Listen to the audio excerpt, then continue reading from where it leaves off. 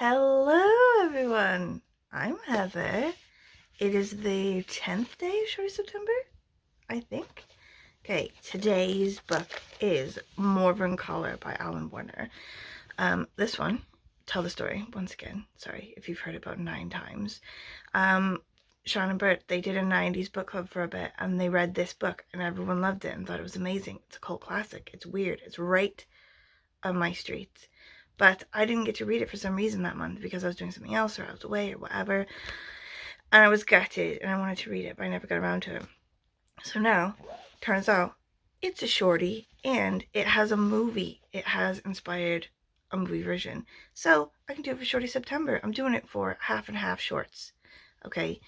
The plan for today, it's Sunday. I gotta go to yoga. But then after yoga, I got nothing. I got bop kiss for today. Okay. So sit on my ass in the fan, read this book, and then watch the movie.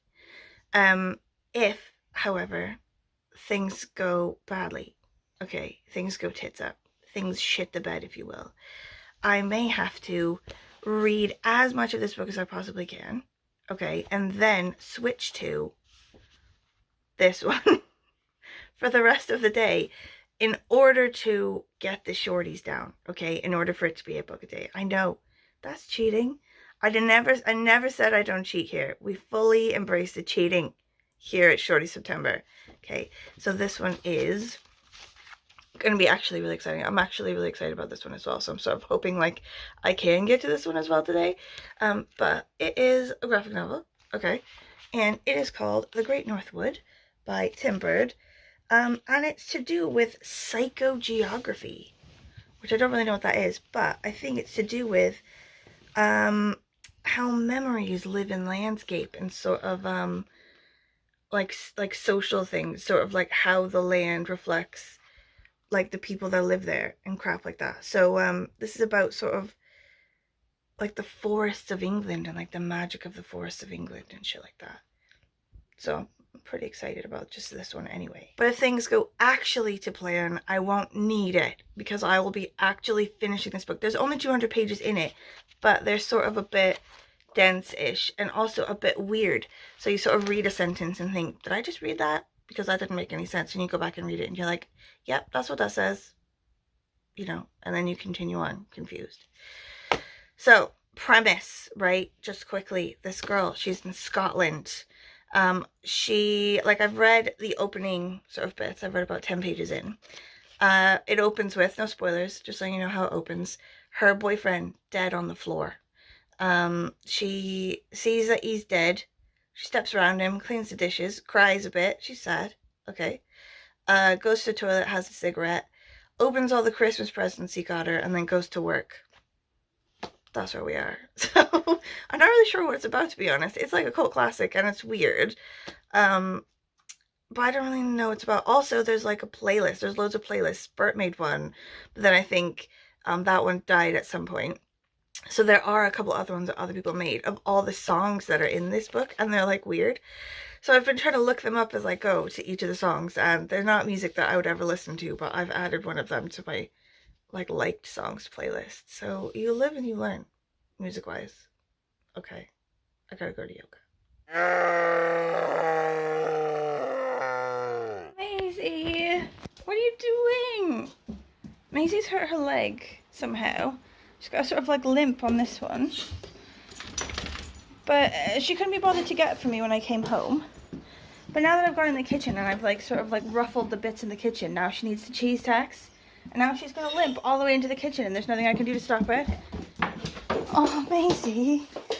Oh, Maisie. Oh, get the cheese tacks, the cheese tacks, the cheese tacks. Nothing to do with anything book related. Just randomly, as I do.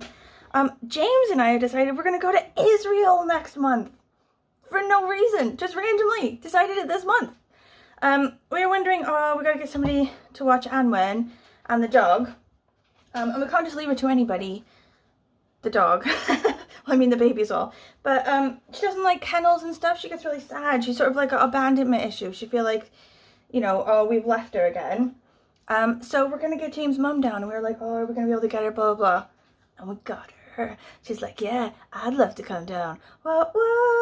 It's doing. And I think there's like EasyJet flights, so like really cheap flights from London, which is a bit of a ball ache because to get from Cardiff to London is a bit of a shit, especially because the trains, holy shit. I don't even want to talk about the trains and how just stupid they are.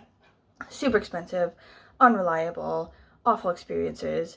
So we normally just fly from Cardiff or from Bristol because that's sort of our end of the country. It's easier to get to. But if we do Israel, we can fly to Tel Aviv from London, so we just have to get to London. I'm excited. Like my friend Gemma and Kirsty, they like went to Tel Aviv right before the pandemic hit. So like it was literally right before, like if they had left the country a day later, Israel was closed. Do you know what I mean? Like it would have been impossible for them to sort of get out. Oh shit, scared the crap out of me. I'm always talking while I do toast and then toast scares the shit out of me.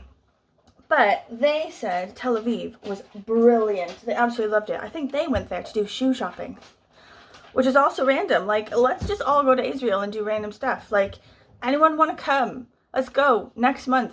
Okay, making toast is taking way longer than I thought it would, because I've like messed about with like different new ingredients, like garlicky things, like olive tapenades and various shit. But now it means that all this time I was going to have when my kid was out swimming, like it's counting down. Very soon she's going to come home and demand that I do things and give her attention. But this is one of the things that I've put on my toast for today. Brand new. I got it from Lidl and it is just delightful. Like I think a lot of tapenade spreads aren't like particularly vegetarian or vegan or whatever, but this one just has black olives, extra virgin olive oil, and salt. I'm loving this book and its weirdness. So they're at a club, right? So they've all gone to work and now they're meeting up at this like sort of bar slash club thing after work. And there's loads of people who are like the regulars that go there all the time and they all know each other and they've all got like some sort of nickname and she's listing them off. She's like, everyone was there immortal. Butter Mountain, the Golden Bin Man, Overdose, Shadow, Tit, Pongo, Melon, Sully, the Shroud, Jay the Harbor, Goldfinger, Big Apple, Shagger, Super Chicken, Lauren the Gas, Spook, the King Prawn, Cheese, who's called Suds now since he started washing, Yellow Pages, the Dalai Lama, Weed. It just keeps going on. It's brilliant. And it's like really Scottish as well. So like there's a bit later on that she's like a good lot more Kayleeing went on and we were all mortal as newts.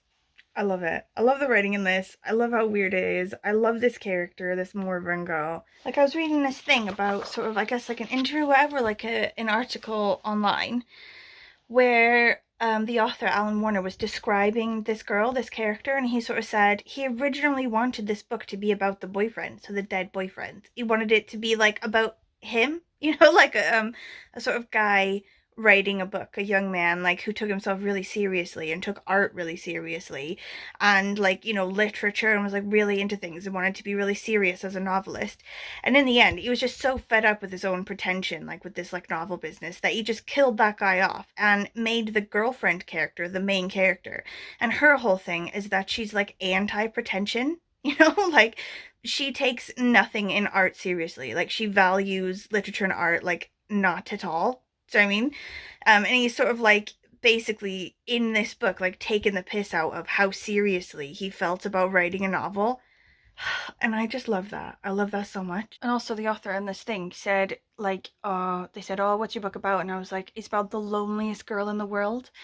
Like the main character, Morva, and she sort of goes about her life in a normal way. She has a job, she has friends, she has boyfriends, blah, blah, blah. But really, she's incredibly lonely and separated from people, sort of in a deeper way. She's only sort of friends and girlfriend and blah, blah, blah, very superficially. And like at the very beginning, her boyfriend dies and she sort of just goes about her life. Like she cries a bit, but really sort of just carries on. And I think, you know, sort of like your natural instinct is to be like, oh my God, she's so cold. But he was saying sort of in reality, she's incredibly warm. She's just got this mask up, you know, like she sort of doesn't want to sort of burden you with her problems, like that sort of person. Do you know what I mean? And that sort of cuts her off emotionally from people and makes her incredibly lonely. And I just love that. I love the shit out of that. Like so much so that I'm already worried about stressing about finishing for today. Do you know what I mean? This is one of those books where you've got to Google loads of stuff that comes up.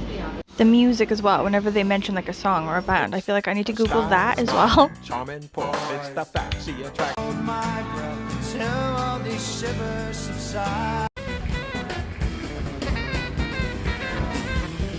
I'm gonna go get homework snacks for the tater tot.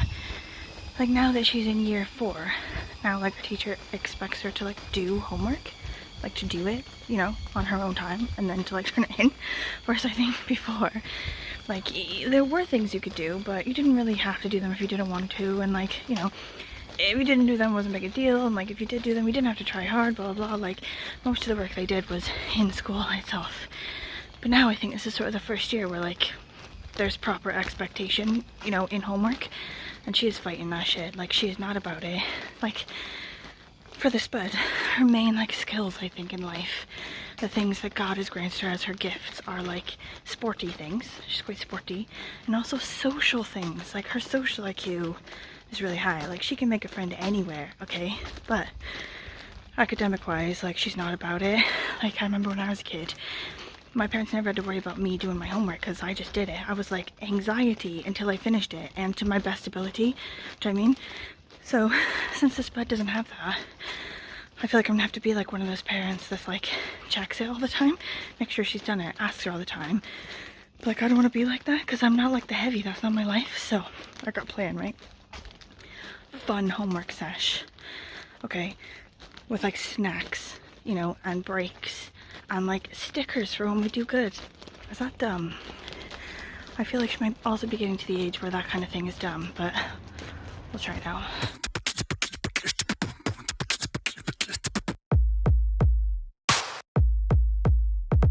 Okay, this book is brilliant, but there's so many things to Google, and so many things happen like in a span of a paragraph, that if you sort of like read it too fast, you miss important bits. Okay, so in this paragraph alone, just now, right? It says, in the scullery, Lana was kissing seriously with the John, and people were putting a smiley face on the snowman using assorted veg from the cupboards. Lana put her arm around me and goes how perished I was. 2 girls were gallivanting topless, and Lana whispered tarts. Some boys and girls from high school were having showers together and screaming because others were throwing snowballs into the steamy bathroom. The boy who lived there had been tied up and locked in a cupboard where they found skis, and the boy had gone fast asleep. Some girls were skiing a slalom down the garden and smashing into the fence. One of the topless girls walked right up to us and says, there's another shower if yous are shy. Like, that paragraph is brilliant and I love it, but like, you can't skim read that shit, okay? Like, if you try to sort of just get the general from that sort of paragraph by reading it really fast, you're gonna miss out loads of important bits and nuance and style and vibe, okay? Like, you gotta take a while on that just to get all the bits, get the visions in your mind of the chaos that is going on here, okay? And also like the Scottishness. Okay, yeah, like I've decided it right now. I'm gonna read The Great Northwood right now. I'm gonna read it. It's gonna be amazing. I'm gonna have loads of fun, okay?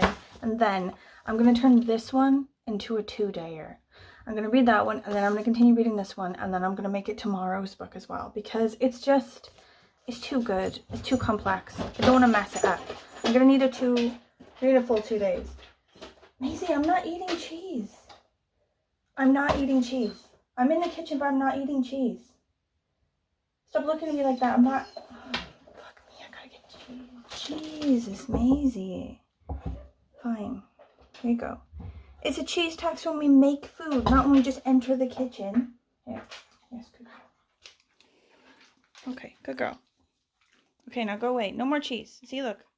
No cheese. All gone. Anyway, as I was saying, before I so rudely interrupted, I'm gonna make this a 2-dayer because also there's the movie as well. And if the movie's as good as the book, I don't want to blaze through the movie. I want to take time on it. Do you know what I mean? I want to watch it without interruptions. I want to watch it with snacks and general zero stress and lots of happiness. So that's the plan.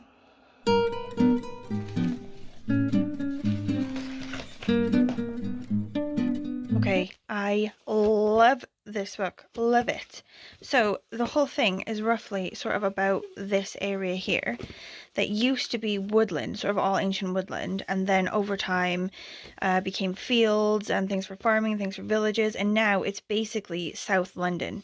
Like London is sort of up here, and this whole part has basically just become London, and it's sort of saying how it is now and how it used to be, and how even though it is how it is now with like sort of urbanness, there's like the ghosts everywhere of the sort of magical ancient woodland it used to be, like just in the names sometimes, but also in other things like remnants, like trees and things that are still there, or sort of borderlands and things that are still there, or like the animals and such. And it's like telling stories about different sort of places in that larger area, like one place called Honor Oak, which is sort of now just a leafy suburb of London, but it has things like a bit thing where they used to put a sort of gun type defense thing in the war, and where that is, there was a tree, and before that there was like an older tree which was struck by lightning,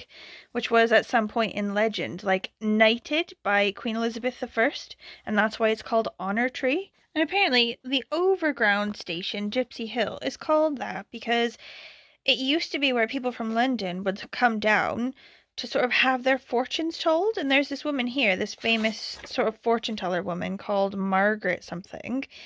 She was 109 years old when she died. And now, in the place sort of around where she died, in this area, this like Gypsy Hill area, there's this brand new block of flats. And it looks like a sort of normal block of flats, except that underneath in the basement, it was built as like a secret sort of headquarters for nuclear attack. And it was on about this part of the woods that was still woods even after all that, and then sort of Victorian London people sort of came down into there with like the railway and built like nice houses and everything and had gardens and blah blah blah. But then sort of the railway closed and the people who had the houses there left and everything sort of was boarded up, and the forest sort of started to take it back. And so for this book, I think I was going to use it as mom shorts, like another mom shorts one. But now I think I'm going to use it as Spanx to do with magic, because it's sort of about the magic of the forest and like ancient woodlands and stuff. And it's got like sprites and elves, and it's sort of like they're still here. They're just among all of our chicken shops and like railway and urban stuff. They're still there. It's just sort of ghosts of them. And they do come back when sort of the city like sort of dies a bit and like the forest takes back over. Loved that. Absolutely loved it. I'm gonna Google the crap out of Norwood now and like South London and potentially go there just to wander through the woods, because now I'm sort of in love with it in a weird stalker sort of way. I'm also gonna look for Tim Bird, because I think he might have done more books like this. I'm gonna look him up, go to his website, see what he's got. There's definitely 5 stars, and I think it's gonna serve as the second one for Spanx, my sort of magical category. I may have cheated a bit, slightly, with making this today's book, but I don't feel bad about it, because I'm going to tell you right now, I'm only a quarter of a way through this book. I've only read about 50 pages and it's 200 pages long. So I'm 100% cool with my decision to make this a 2-dayer and to sub this in for today. On that note, tomorrow's book is Morven Collar by Alan Warner. Also, not only the book, but also the movie. I will also watch the movie tomorrow. My husband says he also wants to see it, so it's gonna be a party. Also, it's Monday, so while I do have to work, I work from home, and my kid will be in school, and my husband will also be working. So some of the problem that I had with trying to get this go in today was that my family needed to talk in my face. So I love them loads, but also I was planning to do this today, so they didn't get the memo. It's cool. It's fine. Tomorrow will be easier. If you've gotten this far, thank you for watching. Thank you again. Any questions, comments, concerns? Please leave them below for me. I love a bit of a chat, a bit of a book chat, a bit of an anything chat, really. How's your September going? Any 5-star reads? What's your weather like? If it's cold, what does it feel like? Like, I need this, please. Like, say you walk out and you sit down outside on your porch maybe, and there's like a light breeze. Like, what's it feel like? Does it flutter your hair? Like, I just need details. Please, I need to live vicariously through people who are experiencing an actual autumn. Please. Thank you for watching. I'll see you tomorrow. Okay.